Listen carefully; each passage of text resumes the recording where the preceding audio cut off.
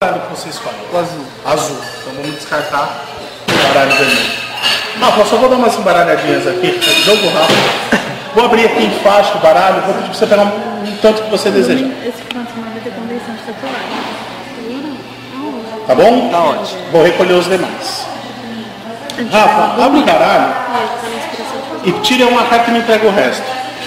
Não, também. Só por isso. Certo? Como que a gente vai fazer agora? Eu nem vou mexer, só vou embaralhar aqui um pouquinho. Vou mostrar com esse baralho aqui.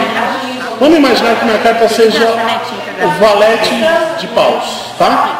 Eu vou deixar ele aqui na terceira posição.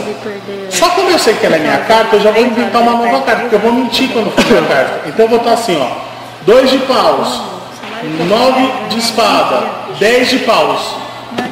Quando você mentir das cartas, eu vou falar que é mentira e pode ter certeza vai ser a sua. Então você só vai mentir na sua carta. As demais você vai falar quais são as cartas, tá?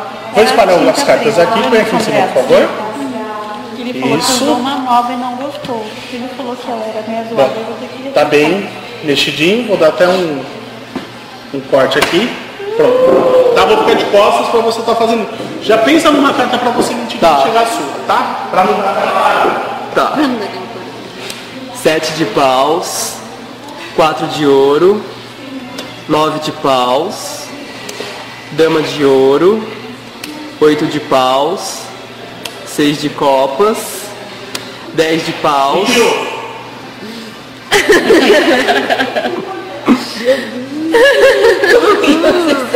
Como?